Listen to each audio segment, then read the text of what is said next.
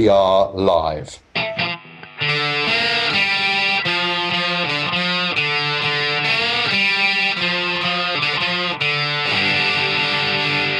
Hello, and welcome to another episode of Atomex's Founder Hacks, our podcast where we talk about something we've seen, something we've read, and something we've learned that's been a source of inspiration for ourselves or the founders we're working with in a wide range of different businesses. I'd like to start, as always, by saying an enormous welcome to the marvellous Mr. Anthony Enright. Good morning. And the miraculous Mr. Alex Moore. Why can't I be marvellous? Why is Anthony miraculous? Okay. I'd like to be marvellous. He's marvellous. Hello, Ben. How are you? Good morning. Hello. Well, gents, without further ado, let's kick off. And I believe Anthony is going to kick off this week with something you've seen. Anthony, what are you seeing out there in the world?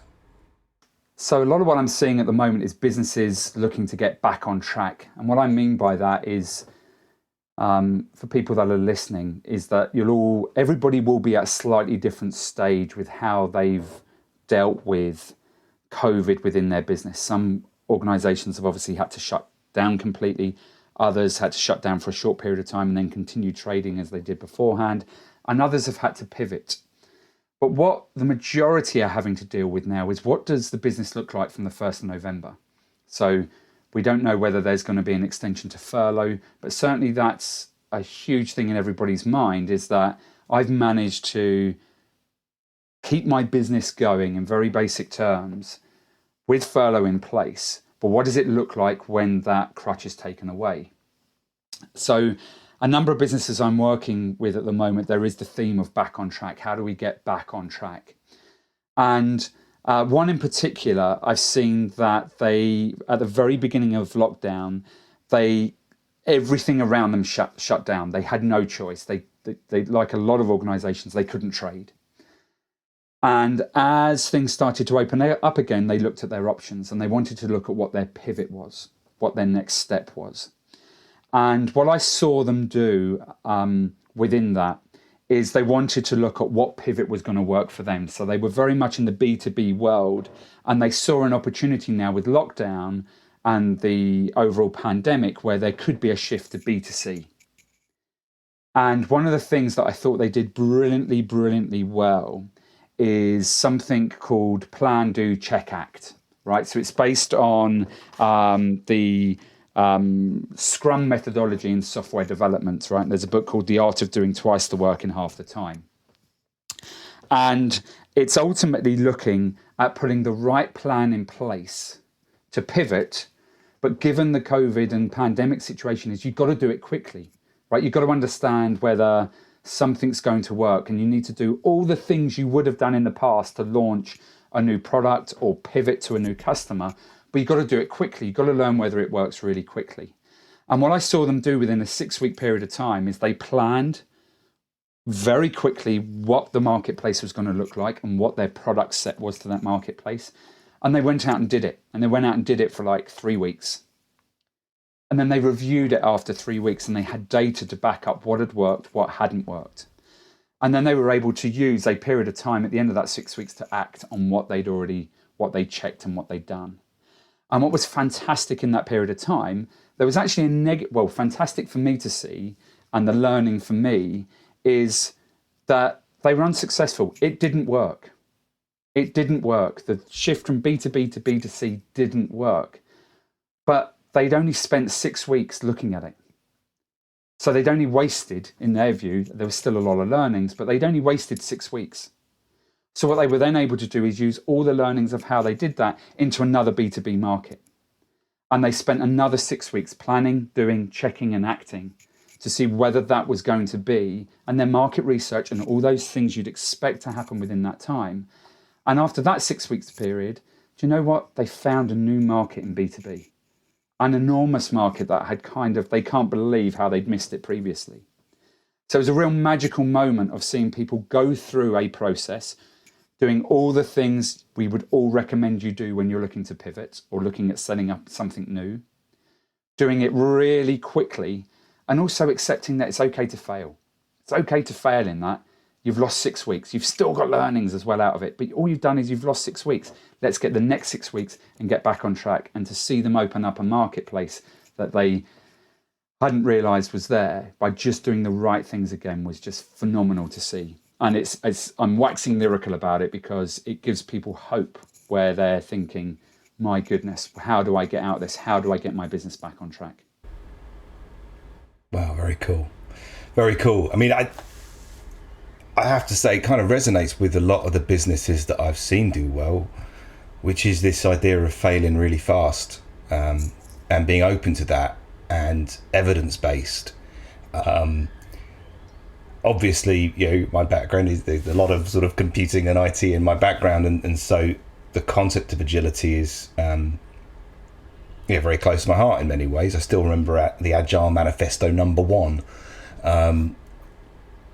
But I think what's often is misunderstood, people talk about agility and take the model from computing and apply it into business. But actually the point you've made is perhaps one of the key ones, is that the hallmark of an agile process is about failure, is about coping with the imperfect. And I remember working with a publishing group years ago who were trying to get agility into their business. They published books, and it was incredibly difficult because for them it was anathema. You don't move before you're ready, and until that book has been read 1,000 times by everybody and is absolutely perfect.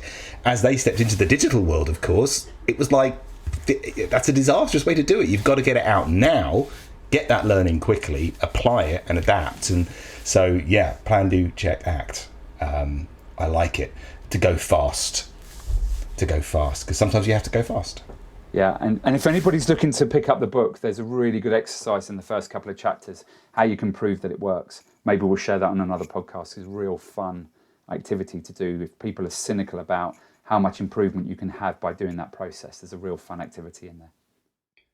Cool. Alex, your thoughts? Yeah, it's interesting. The cynicism people have on adopting, these things. We're connected to a business where it's getting everyone behind making a change can be quite difficult.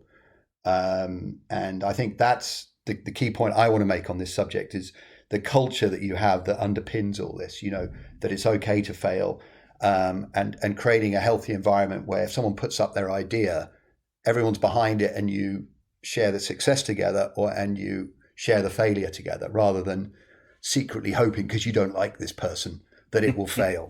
And I'm seeing a little bit of that. It's got to group accountability, setting up everything together, right? We're going for this. If it works, we're all responsible. If it fails, we're all responsible. But it's okay, and we've got to do this fast, pronto. And I think if you've got this healthy culture underpinning this kind of methodology, it's a wonderful way out of some nasty black holes that a business can find itself in. So I'm a big fan. I'd like to read that book, actually. Can you buy me one, Anthony? Yeah, there's a lot more out of that. Can I borrow yours, Anthony? I don't get them back generally when I lend them to you, Alex. So you might have to buy your own copy this time. Not fair. So on that point, Alex, you're about to tell us about your read this week. Yeah, a really good read that I enjoyed. It's from my favourite publication, The Economist, and it was Reed Hastings about Netflix, the Netflix CEO. Really interesting, all about the culture of the business. Guess what? They've got a book coming out too. I wonder sometimes if every founder of every business reads every business book that ever came out, how they'd ever have time to do their own thing. But anyway, this is quite, and Netflix is famous for having a very, very interesting approach to hiring people. And this is a great article. And I just thought, as soon as I was reading it, I've got to talk about this on the podcast, because it was about the benefits of sharing sensitive information inside a business. And, especially a big business, this is very rare because there's all types of restrictions on reporting financial information and releasing financial information in advance of earning reports, because you can get in all types of trouble with insider trading or whatever. But Netflix are famous for trusting their employees and getting them to act like grown-ups.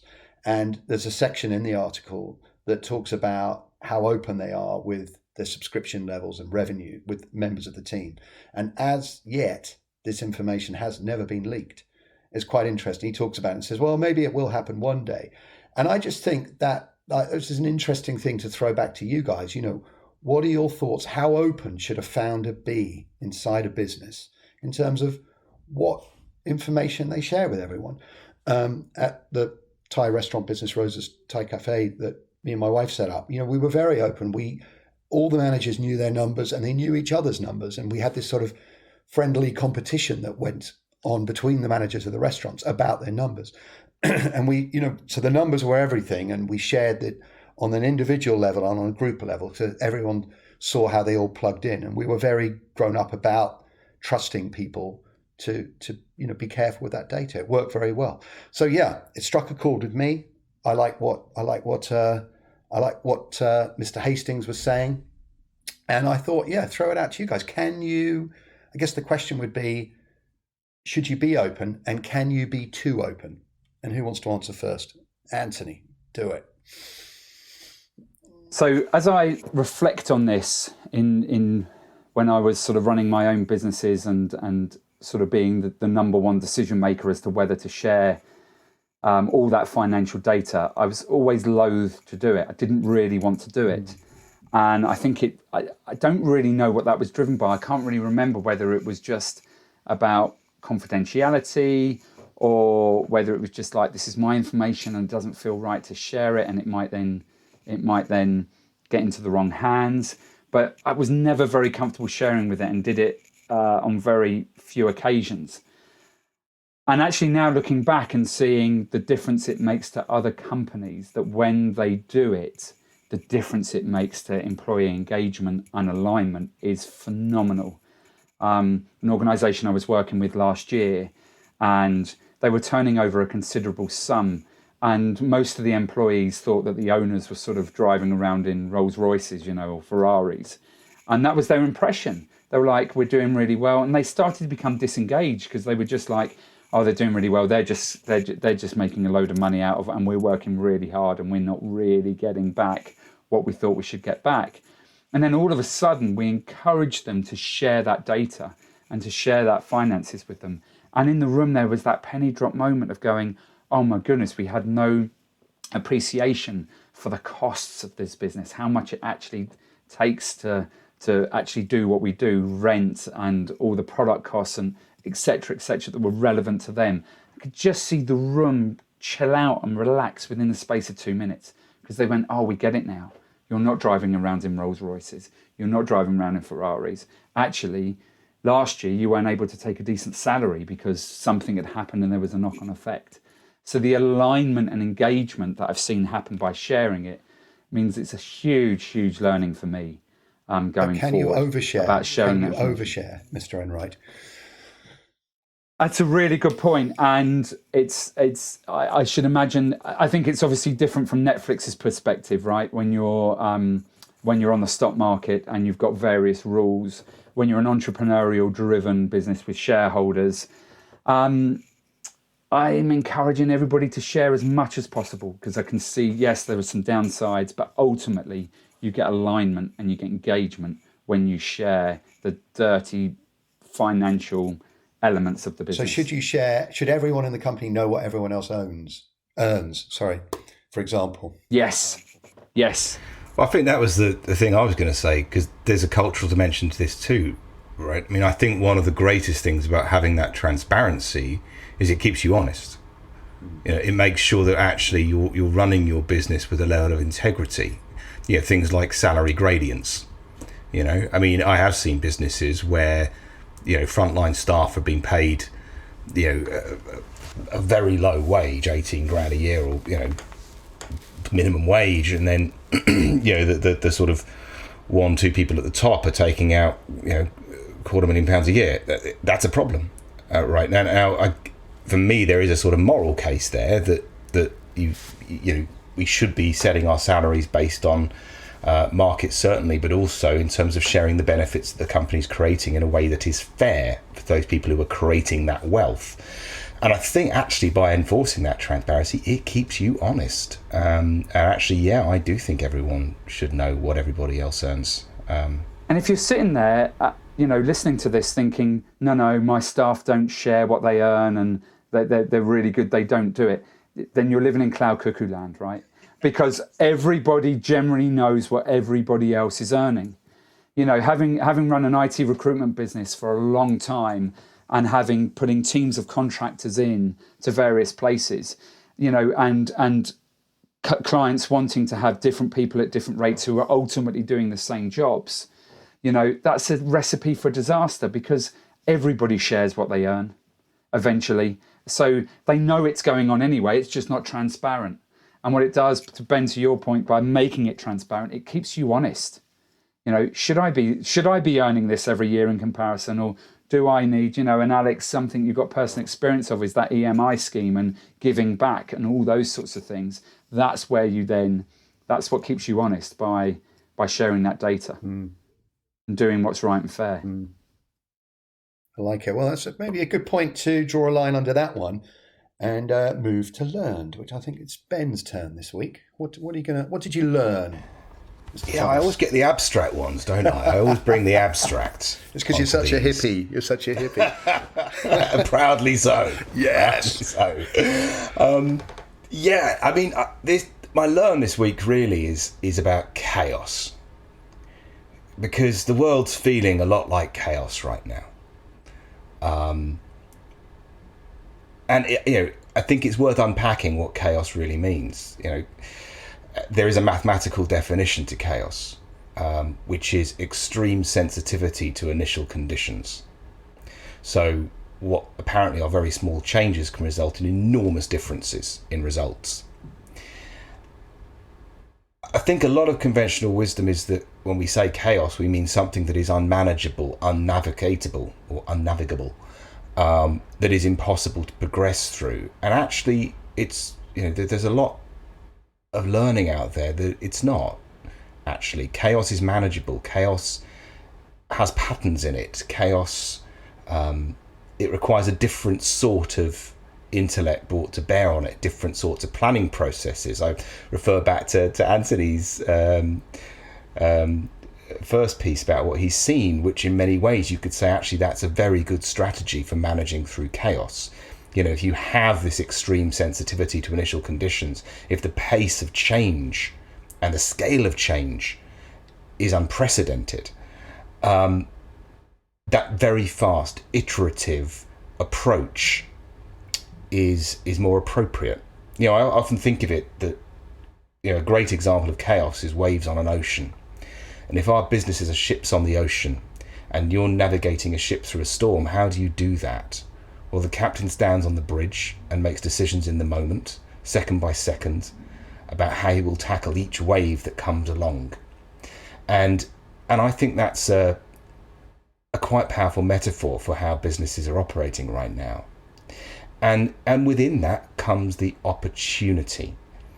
If you can make those decisions fast enough, if you can respond quickly enough, if you're willing to make fast decisions with imperfect information, fail quickly when you do, but equally that will mean there's opportunity there. And I know it's probably a hard thing because it has been so tough for so many people right now, and I have enormous empathy to those businesses that are challenged and struggling, but I try to bring that positive attitude and say there is always opportunity. I remember I've said a number of times to our team recently, and it's quoting a book. I won't share the full quote because it's quite scary, but in business we're not playing checkers, we're playing chess. There is always a move, and for me that's the world right now. We are in chaos. We accept it, and we play chess, not checkers. So again, really abstract, but I submit it for your delectation and comment, Mr. Moore. Yeah, this one really strikes a chord, and the world, it is hurting, and I feel deep empathy to the founders of businesses in the world, because a lot of this is on their shoulders, and responsibility to keep the business going, their own livelihoods and the livelihoods of so many others. And I think, life is all about decisions. And I believe that opportunities are fired at people all the time. And the key is to the art here is to know which ones to jump on and know which ones to let go. And that's and at the moment I'm seeing whereas great chaos, there is great opportunity. There are enormous things going on at the moment, and that's what I took out from what you were saying, the filtering of opportunity, and as a founder, which ones you jump at and which ones you let go. And I think staying calm, staying grounded, relying on the people you work with to help you make those selections, seemed to be the thing that struck a chord for me. Anthony? Well, I was just going to come in there, Alex, and ask you, what is the difference between what's the process of making, a good decision? So you've mentioned there about having the right people around you. Well, I'm gonna nick something I learned from you actually, Anthony, and that's that head, heart, gut. When they're all in alignment, it's a no-brainer, and to trust your instinct. And I'm a big fan of Malcolm Gladwell and his book Blink, when he talks about this, your ability to make decisions using your own intuition, once you have the experience in your back pocket, by the way, is very, very powerful. So trusting your own instincts, then, making sure that your brain's telling you the same as your heart, as your gut, and then double checking things with people you trust and who you trust and they trust you. And I think together, that's the key. So Nick, I've answered your question by nicking your answer. So try isn't there something when making the decision as well about the data involved as well? So and coming back to something that one of your quotes from old is, data trumps opinion. Yeah. So having the right sets of data so you can enhance, and you can support decisions. I'm a big fan. I think ego gets in the way of good decision making often, and especially in the chest thumping board environment. Someone else has come up with it, as I talked about earlier. It's a business I'm connected to this week. Someone else came up with an idea. It hasn't worked. Just shut it down. But, oh no, this isn't a great idea. And I thought of this idea, so I'm not going to work in the best interests of the company. I'm going to work in the best interests of my positioning in the company. And that's what really annoys me. Ben, you were going to say something. Yeah, I think particularly in a chaotic environment, one of the characteristics is that we're often working with imperfect or incomplete data. And I think that's where it becomes extremely challenging to rely on perhaps decision-making processes that we use in more predictable environments. So I think that predictability is always a factor in how that decision is made. But the other point I was going to make, which really reinforces yours, is one about calibration. Because I suck at making decisions. I'm really not good at it. It's always one of those things I've always known. It's like I struggle with it. I can sometimes see too many possibilities and find it hard to pick one. Analysis paralysis. Analysis paralysis, absolutely. I suffer from that. My antidote to it is to surround myself with people who I see who are decisive and to actually calibrate with them. So to involve a diverse range of people, and actually ideally people are really different, so you've got one person who is perhaps more cautious, more defensive, more thoughtful, more slow perhaps, and then someone who's extremely fast and extremely quick to decide. And actually that for me is a great asset to decision making processes, because you're getting those different perspectives. And then I love head, heart, gut. In a sort of metaphorical way, being a way to assess the different dimensions and implications. So, what I've sort of coming in on that, I mean, I'm pretty similar to you, Ben, in that my decision making, my individual decision making, isn't great. So, but I want to surround myself with people who think differently to me. And I was talking to somebody during the week about some of the decisions that politicians are making, and their comment was, because they're all like-minded. So are they all like-minded, and they're all sitting in, they were being quite critical of decisions that have been made, and I don't want to go there, but their analysis of it was that because they're all like-minded, all educated in a very similar place, and all quite like-minded, and as a result they don't have that diversity of, so where you're hearing people's thoughts from their perspective. And where I've seen it work incredibly well is if you don't have that in your business, well, build a board. Build a board, bring in non-executive directors, if you can afford it, who think differently, and that will give you that balance.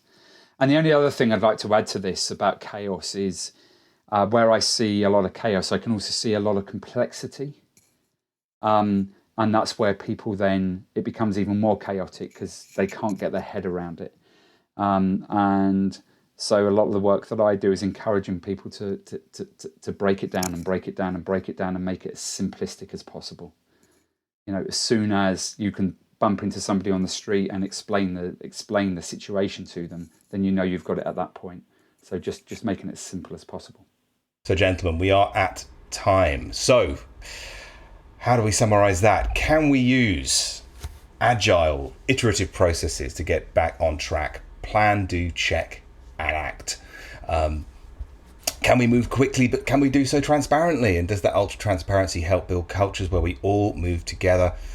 And can we use that to surf the waves of opportunity, navigate the storms of chaos that we're all currently experiencing? So it remains to say a massive thank you to Alex Moore. Thank you, Ben. A massive thank you to Anthony Enright. Thanks, Ben. Thanks, Alex. And thank you all for listening. I hope you're enjoying our podcast. If you do, don't forget to go onto iTunes and give us a little review. Thanks everybody very much for listening. I've been Ben Thomas. We're Atomex, and this has been Founder Hacks.